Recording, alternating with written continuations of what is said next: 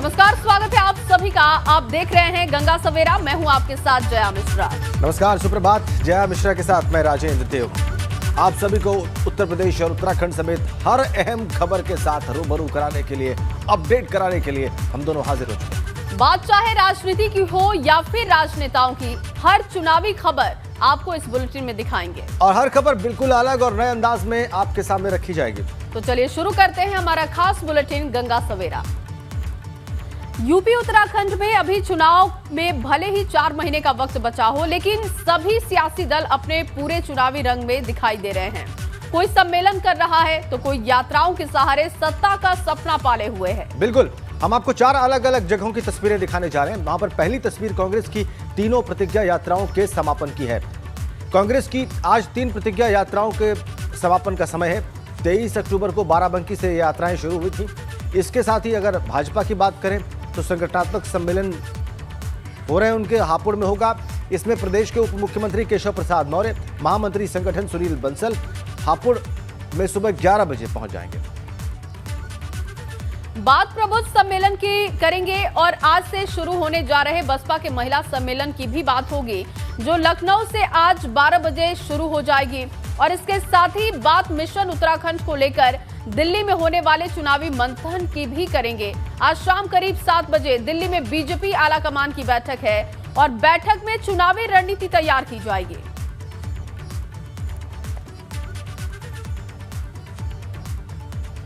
इन तमाम खबरों को आपको विस्तार से दिखाएंगे, लेकिन सबसे पहले आपको दिखाते हैं कि हरदोई की रैली में अखिलेश यादव ने जिन्ना को लेकर ऐसा क्या बयान दे दिया कि उसने अब सियासी तूल पकड़ लिया है। भाजपा को घेरने और किसानों का हितैषी दिखने के चक्कर में अखिलेश सरदार पटेल, गांधी और जिन्ना की विचारधारा को एक बता बैठे।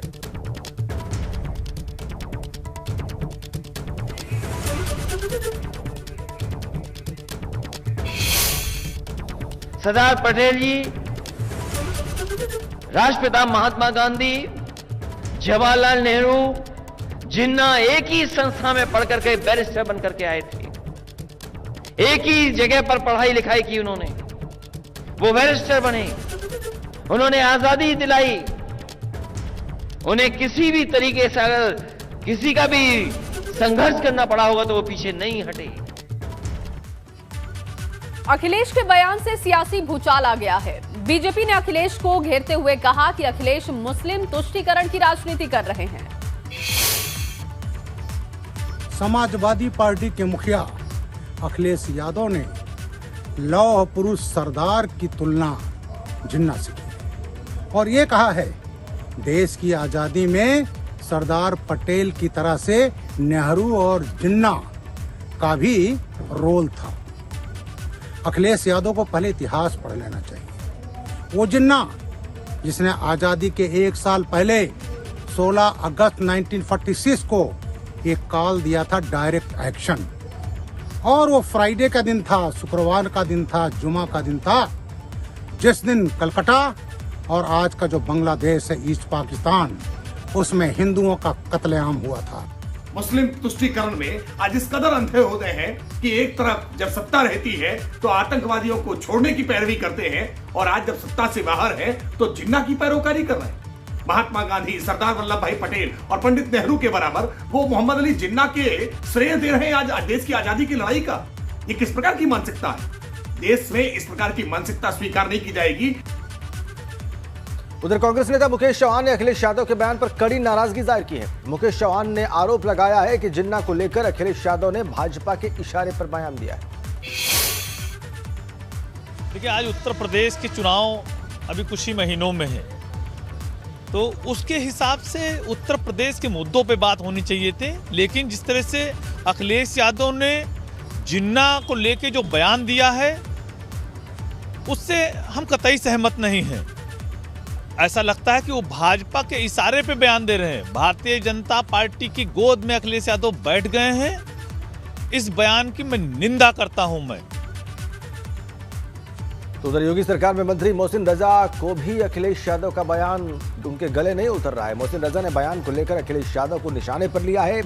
ट्वीट करके जो उन्होंने लिखा है वो हम आपकी स्क्रीन पर रखने जा रहे हैं। ये देखिए, विभाजनकारी जिन्ना की विचारधारा राष्ट्रीय राष्ट्रपिता महात्मा गांधी जी, सरदार पटेल, जवाहरलाल नेहरू की विचारधारा है, कहकर अखिलेश ने देश के महापुरुषों का अपमान किया है तथा समय रहते देश को समझ लेना चाहिए कि जिन्ना वाली आजादी की मांग करने वाले हमारे देश में कौन कौन जिन्नावादी हैं, जिन्हें जिन्ना के रिश्तेदारों से वोटों की आस है।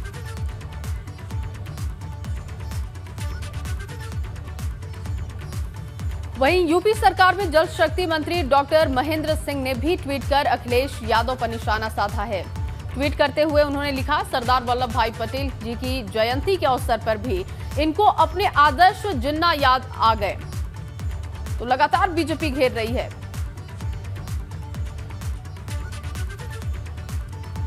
तो बीजेपी अखिलेश के बयान को अब चुनावी हथियार की तरह इस्तेमाल करने में जुट गई है। भाजपा प्रदेश अध्यक्ष स्वतंत्र देव सिंह ने भी अखिलेश यादव को निशाने पर लिया।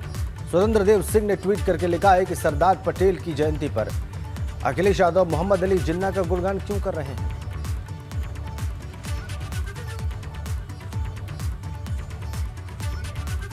ये ट्वीट स्वतंत्र देव सिंह का।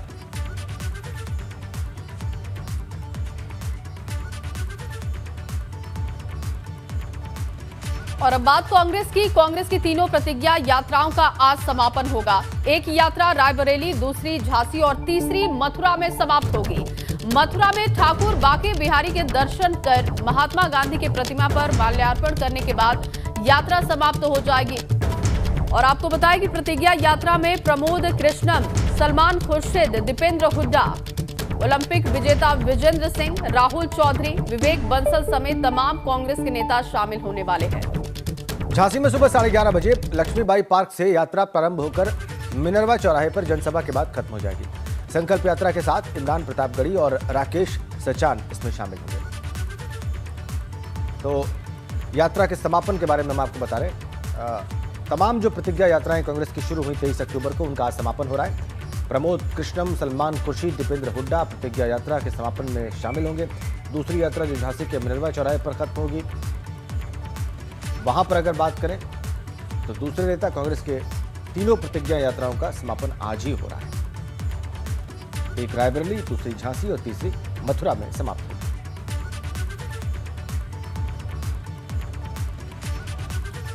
मुख्यमंत्री योगी आदित्यनाथ का आज मुरादाबाद दौरा है और डॉक्टर भीम राव अंबेडकर पुलिस अकादमी के दीक्षांत परेड समारोह में पासिंग आउट परेड में मुख्य अतिथि के तौर पर वो शामिल होंगे।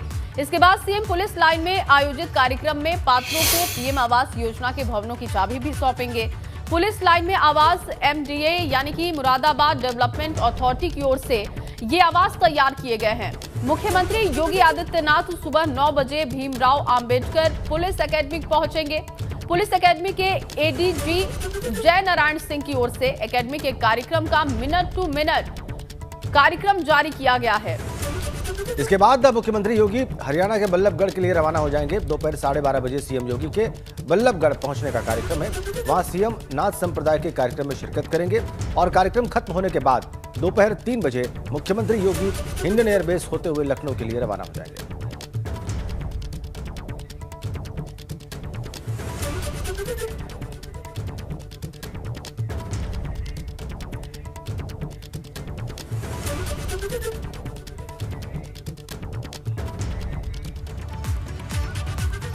और चलिए राजेंद्र जी, अब दिखाते हैं कि आज बड़ी खबरें क्या रहने वाली हैं। ग्राफिक्स के जरिए अपने दर्शकों को समझाने की कोशिश करेंगे कि आज बड़ी खबरें क्या होंगी।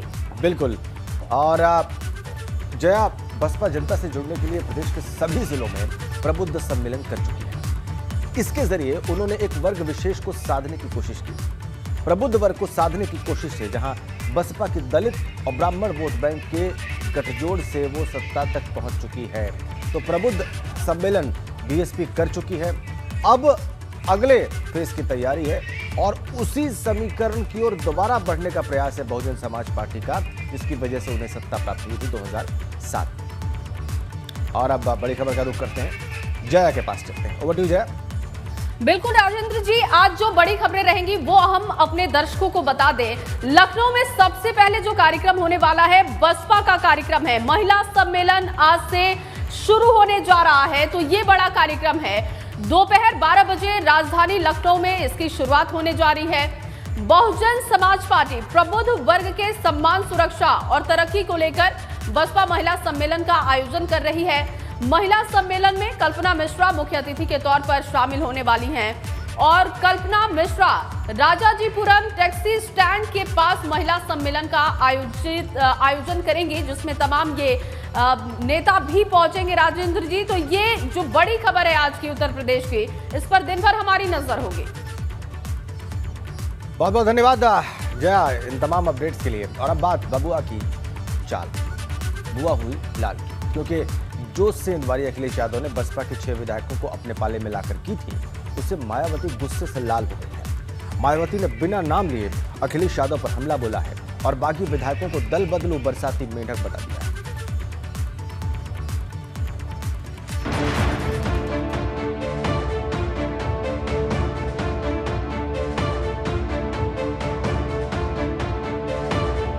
अखिलेश की सेंधमारी पर मायावती का निशाना। माया ने सीख सिखाई, दल बदलुओं से दूर रहने में भलाई। समाजवादी पार्टी के सेंधमारी ने बसपा सुप्रीमो मायावती के सब्र के बांध को तोड़ दिया है, क्योंकि जो सेंधमारी एक दिन पहले अखिलेश यादव ने आधा दर्जन बसपा विधायकों को सपा में लाकर की थी, अब मायावती ने उस पर पलटवार करते हुए हमला बोल दिया है। मायावती ने बसपा छोड़कर सपा में गए विधायकों को बरसाती मेढक करार दिया और कहा है कि विधानसभा चुनाव आते ही दल बदलुओं का एक दल से दूसरे दल में जाना शुरू हो गया है। ऐसे दल बदलुओं से किसी भी पार्टी का जनाधार नहीं बढ़ेगा, उल्टा नुकसान ही होगा। साथ ही मायावती ने ऐसे दल बदलुओं से दूर रहने की बात कही है। आपको बता दें कि बसपा के 6 बागी विधायक सपा में शामिल हुए हैं। उनमें प्रयागराज की प्रतापपुर सीट से विधायक मुस्तफा सिद्दीकी, प्रयागराज के हंडिया विधायक हाकिम लाल बिंद, श्रावस्ती जिले की भिनगा सीट से बसपा विधायक असलम रायनी, हापुड़ के ढोलाना विधायक असलम अली चौधरी, सीतापुर के सिधौली विधायक हरगोविंद भार्गव और जौनपुर की बादशाहपुर विधायक सुषमा पटेल शामिल हैं। अगर बहुत लोग आना चाहते हैं, बहुत लोग आना चाहते हैं अपनी अपनी गोल के साथ, वो समय आएगा तो चीजें सामने आ जाएंगी। लेकिन जन आक्रोश इतना है, जनता इतनी दुखी है कि आने वाले चुनाव में भारतीय जनता पार्टी का सफाया होगा। हालांकि इन सभी को मायावती ने पहले ही सस्पेंड कर दिया था, लेकिन जिस तरह से मायावती ने हमला बोला है, उससे साफ है कि मायावती को फर्क जरूर पड़ा है, क्योंकि कल के साथी अगर दुश्मन के साथी हो जाए तो गुस्सा लाजमी है। लेकिन मायावती यही नहीं रुकी, उन्होंने एक और ट्वीट किया और इस ट्वीट में मायावती ने सपा के छोटे दलों के गठबंधन पर हमला बोला। मायावती ने कहा कि दल बदलुओं की तरह कई बरसाती मेढक वाले दल भी आ गए हैं, जिनका कभी नाम तक नहीं सुना। गौरतलब है कि समाजवादी पार्टी इन छोटे दलों के साथ गठबंधन कर चुकी है। हाल ही में सपा ने सुभाषपा के साथ हाथ मिलाया है, जबकि कई दलों के साथ गठबंधन अभी भी पाइपलाइन में है। सर, शिवपाल जी का कब तक जो है ये बार बार सवाल आता है? उनका पूरा सम्मान होगा। पूरा सम्मान होगा। कब तक सर सम्मान? बहुत जल्दी सम्मान होगा। लेकिन जिस तरीके से मायावती सपा का बिना नाम लिए हमला बोल रही हैं, उससे बड़ा सवाल खड़ा हो गया है कि क्या मायावती आने वाले वक्त में कोई बड़ा दांव चलने वाली है? क्योंकि जहां अखिलेश यादव विजय रथ पर सवार है, वहीं मायावती ने अभी तक अपने पत्ते नहीं खोले हैं। Bureau report, ABP Ganga. और चलिए अब देख लेते हैं चुनावी खबरें धुआंधार 22 में। हरदोई में सपा अध्यक्ष अखिलेश यादव और समाजवादी विजय रथ लेकर पहुंचे। इस दौरान उन्होंने कहा कि कांग्रेस और भाजपा दोनों एक जैसी हैं। साथ ही चाचा और प्रगतिशील समाजवादी पार्टी के अध्यक्ष शिवपाल यादव लगातार सपा से गठबंधन की बात पर उन्होंने कहा कि बहुत जल्दी शिवपाल जी को सम्मान दिया जाएगा। अमेठी के गौरीगंज से सपा विधायक राकेश प्रताप सिंह ने अपना इस्तीफा सौंपा। कार्यकाल में 2 सड़कें न बनवा पाने पर उन्हें इस्तीफा सौंपा। सरकार पर लगाए सदन में झूठी रिपोर्ट पेश करने के आरोप। सीएम योगी के गढ़ गोरखपुर में प्रियंका गांधी वाड्रा की हुंकार, बोली जमीन पर नहीं दिखता भाजपा का विकास। यूपी की जनता से हुए खोखले वादे, किसानों की हो रही अनदेखी। मिशन 2022 के लिए चुनावी मैदान में टीएमसी, संगठन को मजबूत करने में जुटे टीएमसी नेता। बहुत जल्द पीएम के गढ़ में रैली कर सकती हैं बंगाल सीएम ममता। प्रदेश के टीएमसी नेताओं ने ममता बनर्जी को दिया न्योता। आगरा के सर्किट हाउस में यूपी चुनाव प्रभारी धर्मेंद्र प्रधान ने कार्यकर्ताओं से की मुलाकात। इस दौरान उन्होंने कई मुद्दों पर मीडिया से भी बात की। धर्मेंद्र प्रधान ने कहा कि नवंबर से खाद की कमी दूर हो जाएगी। दूसरे दलों में नेताओं के जाने पर मायावती का निशाना। बसपा सुप्रीमो ने ट्वीट कर साधा निशाना। कहा, ऐसे बरसाती मेढकों को पार्टी से दूर ही रखें। ऐसे खेल को जनता खूब समझती है और इससे उन पर कोई प्रभाव नहीं पड़ने वाला। सीएम योगी ने काबुल के जल से रामलला का जलाभिषेक किया। गंगा और काबुल नदी का जल चढ़ाया गया। अयोध्या में सीएम योगी ने रामलला की पूजा की।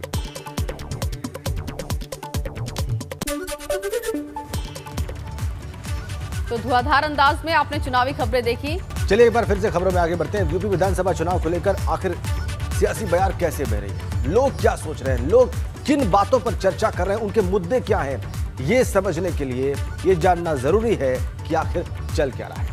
और अब हम आपको लेकर चलते हैं कौशाम्बी, जहां पर हमारे संवाददाता अभिसार भारती मौजूद हैं, जो सीधे आम लोगों से करेंगे बात और पूछेंगे कि 2022 चुनाव से पहले उनके मन में और दिल में क्या चल रहा है।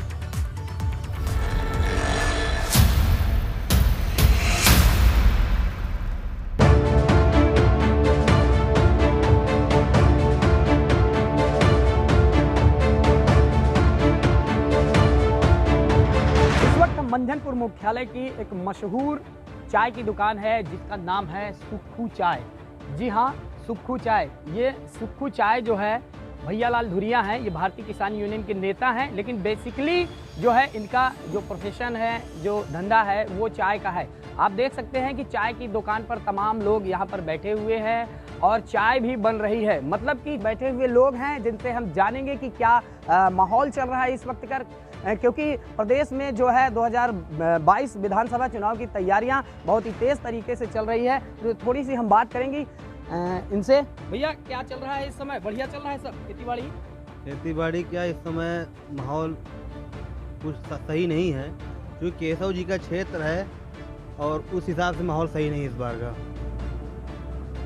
केशव जी का क्षेत्र है, उस हिसाब से माहौल सही नहीं है। क्यों माहौल सही नहीं है, किस वजह से माहौल सही नहीं है? एक और भैया हैं जिनसे हम बात करेंगे। किसानी तो परेशानी झेल ही रहे हैं ना। आज बारिश तो आज हुई ना, ये जो सांड चल रहे हैं, किसान इससे ज़्यादा सबसे ज़्यादा सांडों से परेशान है। इस पर तो कोई ध्यान ही नहीं दे रहा। सरकार पूरी तरीके से छूट दी है कि जाओ घूमो खाओ पियो ऐश करो। मतलब आपको लग रहा है कि जो आवारा पशु है, इस बार ये जो आवारा पशु है, इन आवारा पशुओं की वजह से क्या सरकार को नुकसान उठाना पड़ सकता है? बहुत बड़ा नुकसान उठाना पड़ेगा, क्योंकि किसान हर तरीके से परेशान है। किसी भी तरीके से जो है किसान खुश नहीं है, कभी सांड से तो कभी किसी और चीज़ से। और इनकी जो भी सुविधाएं हैं, सारी सुविधाओं से जो है असुविधाओं से किसान पूरी तरीके से परेशान है।